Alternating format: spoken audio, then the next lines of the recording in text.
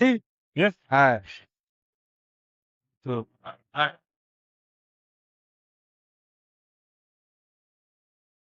What's up, my guy? what's going on? Ain't much, man. Yo, this is episode 78 Topic Podcast. I'm here with a generational treasure, Shaq Jordan. How far did you come here from today? Man, 3.5 hours ago by myself. I almost went insane. What time did you have to wake up? Well, I had to pick up my rental car at 10, so I had to wake up. I had to wake up at about 8:30. Oh my God, Yeah. bro. And for the people that don't know you, how long you been doing wrestling for?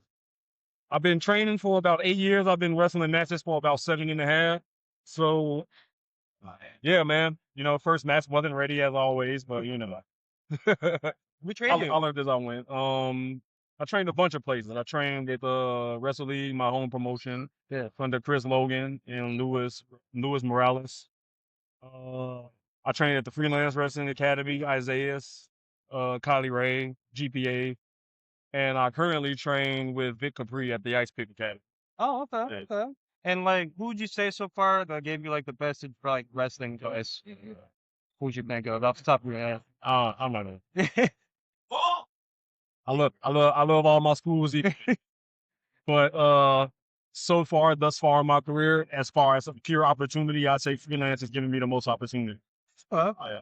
and do you only like mostly go in like your area, or like do you travel like really far? No, man, I mostly go in my area. I try to travel when I can, but Yeah. the economy and everything. It's crazy. Yeah. So I just try to do as much as I can within the area that I can travel. Yeah, and like, what's the furthest you ever like been to for an event? You said Minnesota. Minnesota. Yeah. Dang, like what part? Minneapolis. I'll take the crowd over there.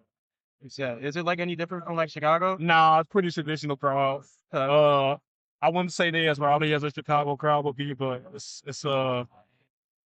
I don't want to sound like I'm jerking myself off, but like I like to think I have a pretty decent connection with a crowd when I wrestle just naturally, and like I say, I get about the same reaction in Minnesota, heel or face actually, that I would in Chicago. It really depends on how I'm working. How is like the wrestling shows at like in Chicago? Because I've never been there. Very, Is it more crazy? yeah, oh yeah, Better environment? absolutely. Not in a bad way though. Yeah. Really depend on where you're going. Cause like you got some parts of Chicago where fans think they know everything, and then you got some parts in Chicago where you got fans that just like to enjoy the show. Yeah. Yeah, What would you say is your it's a big most bag. It's a big bag. yeah? Yeah, What would you say is your most memorable moment so far? wrestling Mustafa Ali. How was that? It was a learning experience. I'm gonna just say this and I'm gonna leave it here. I thought I knew everything until I wrestled him. I didn't think I knew everything. I knew there were some things I didn't know, but I thought I could close by on what I knew until I wrestled him. And he showed me I don't know. I don't know anything. How did they even come about? Like, how did you get that set up? Uh, so at Wrestle League, he was supposed to wrestle EC3 originally, but EC3 had gotten injured like two weeks, not even 2 weeks, a little bit under 2 weeks before the show. So the promoter just hit me up and was like, "I don't, you want to wrestle Mustafa Ali?" I was like, "Oh yeah, yeah." I mean, crazy. But like, did he like give you any sort of type of advice? Yeah, Like that? yeah, all types of advice. Just mostly about how to switch on a dime because I don't want to disclose too much, but in the match, there was a lot of my people watching me wrestle, and they were happy to see me get that opportunity, despite the fact that I was supposed to be a heel. Yeah. So a lot of the people cheered for me and booed him. And in a way, I guess I kind of didn't handle it the way I handled it as good as I thought I did. Not saying I handled it poorly, yeah, but like he gave me he gave me um he gave me a lot of advice on how to better navigate that environment and know to switch on a dime like that. Yeah. Because I felt like I handled it well, but he was like, yeah, he's pretty much like, yeah, you handled it well, but this how you could have done it to make it look a lot more serious. Because like when you talking a lot of trash while you're getting cheered, it still looks like you're very integrated unit who's actually supposed to be the baby face. Yeah. Which after he explained it to me, I completely understood because I was confused at first. Like I went out there and did what I did out there. I went out there and did everything I usually do. Like if it got teared down how to look at, then he explained like the intimacy behind it, and then he explained how to better navigate that type of environment. Yeah. Which helped a lot. Yeah. That's insane. And I seen that last year when I was looking at your Instagram on like start of the year. Yeah, bro. How did that feel? It felt good. It felt good because honestly, I don't even know. I don't even know how to explain it. It's like a lot of people are jaded about winning awards because it's like, you got booked to win that award, but it's like, bro, you could have given it. If it's as simple as a booking, they could have given it to anybody, you know. But it's like they gave it to me, so I was real appreciative of that. Yeah. Do they actually give you like a physical award? No, No? nah. Oh, yeah, that's still cool though. Yeah. Yeah. Not like the fans, that probably would have never happened. Exactly. And like looking back on I see like one of your other accomplishments. You got 3 titles at once in 3 major in like 4 different major companies. How was that? No, 4 titles well, actually 4 titles between 2. Yeah. That's insane. Yeah. How do you like wear them all at the same time? Like Yeah. come out? Yeah. Yeah, my bag was a lot heavier than they should have been, and I didn't like that. Like carrying 1 title was bad enough, but carrying 3, That's insane. I appreciate it. Don't get me wrong. I like winning titles, but it's like, man, at what point is that? That's enough. My bag is unnecessarily heavy right now. It should not be this heavy. But yeah, I can. I have like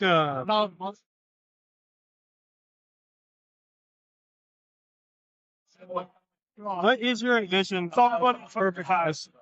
Sad. Is it by like accomplishments, like tenure, or like what do you think is Longevity, really. longevity? Yeah.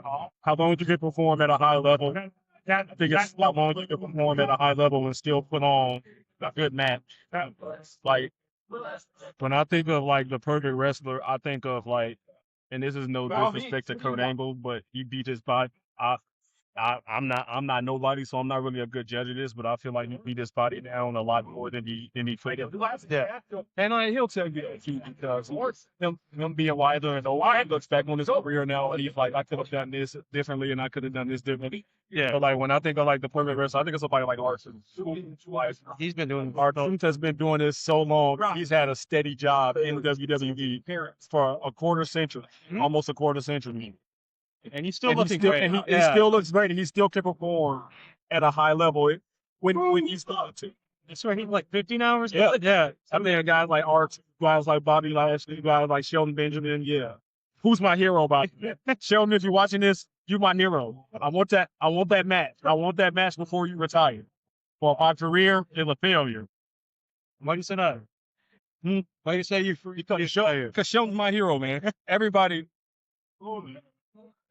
gets into wrestling with that one hero that one person that they love that's still currently performing, and a lot of people's goal is to wrestle that one person before they retire. I'm not saying I'll feel like a failure, but I feel like my career is a little unfulfilled until I knock that goal out. Do you feel like you're in the best shape that you could possibly be in right now? Yes. You think you're at your prime? Yes. I'm in way better shape now than I was when I first got in. I thought I was in really good shape when I first got in, but no, I'm in a lot better shape now. Why you say that? Like, what was the version of you when you first started? Like, could you not move as fast as you? No, it wasn't that.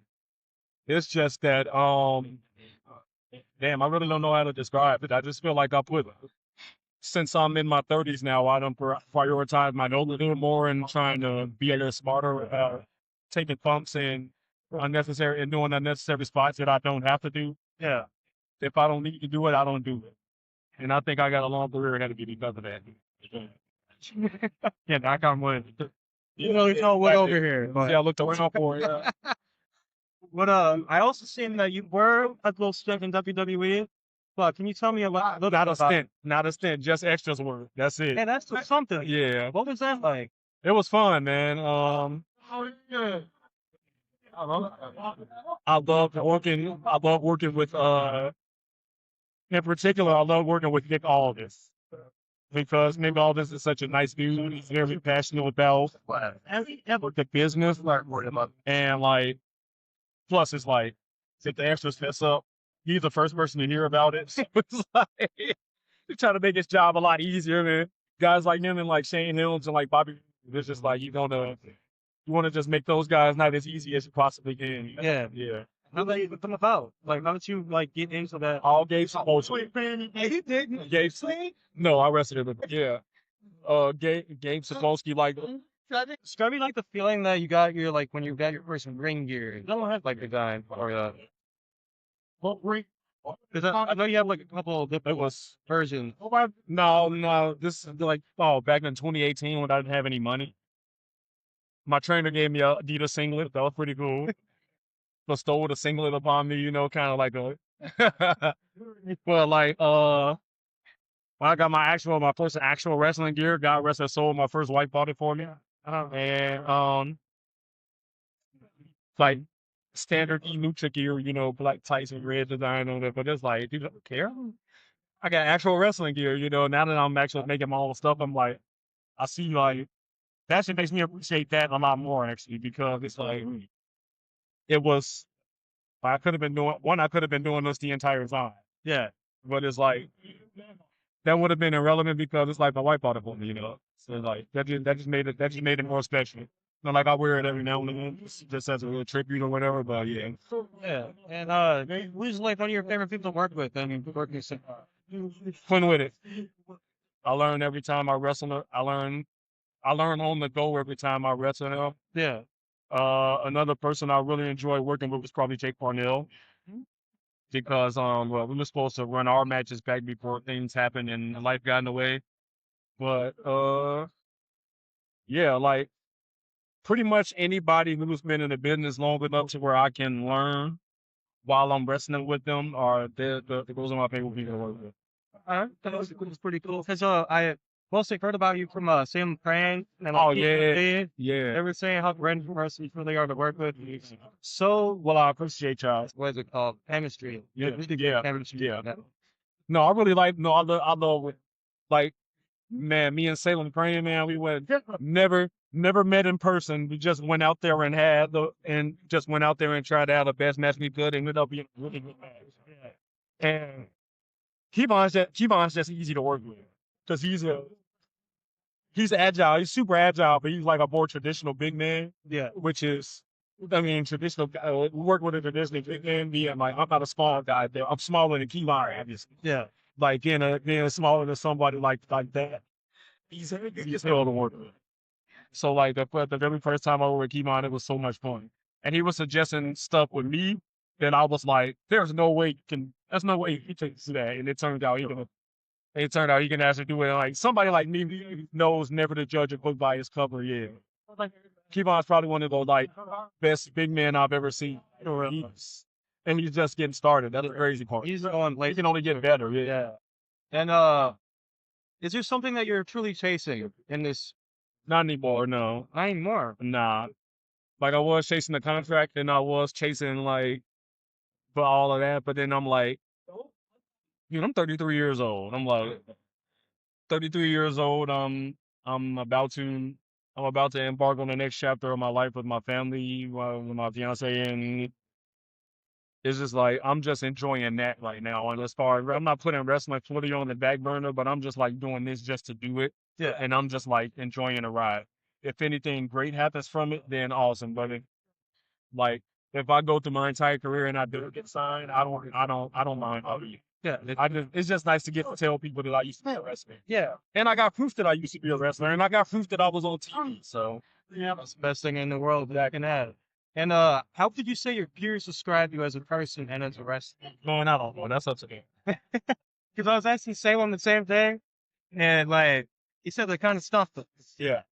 But I like to say most people like me. I got a lot of people that don't, but it's like it's whatever, man. I just try to be the best person I can to like whoever, and try to be like a natural leader, and I just try to help out wherever I can. That's a really good answer. And my final question to you: what was your advice to the world? What you say? Up top of it. Do not waste your time trying to please people. Go through your life being a good person, and the people you need in your life will gravitate towards you. Everybody else is irrelevant. Just be you. And the world has way too much hate. Exactly. I noticed. Like I don't know why. And the crazy thing is, the world has way more. The world has way more love in it than it has hate. But people love to focus on the hate more. I want You to. need to get back to focusing on the love. Yeah, You got to support. Do what you can. absolutely. And where can we find you like next for your like matches and stuff? You got Well, I'm taking bookings on the fly, okay. so I don't know where I'm going to be next. ARW Okay. next Friday, June 29th. After that, who knows, man? If somebody asks me to come wrestle, I'll come wrestle. If the pay is good. Back. And you want to show off your merch if you want? Yes. So drop. I got my 90s. Okay. Got my 90s Cash Money album cover style shirts, the Notorious Shaq Jordan. Okay. Okay. No disrespect to Adam Grace, I'm just known as the Notorious everywhere else except Wisconsin. Yeah. I also got my alternate, the Notorious shirt. It's just me flexing. This is from my match against David Ali. I'm very proud of this photo, proud of that match. You design them yourself? I designed them myself. I designed all of my merch myself. Okay. Yeah, hit up my page on Brainbuster Tees. Just search Alright. up Shaq Jordan, and whatever's there will come up. But I do got to update my page. So these two aren't known there yet, but they will be. Well, I appreciate your time, man. Absolutely. You got the match. Thanks for having me. Yes, sir. Yes, sir. For real. Thank you. Thank you.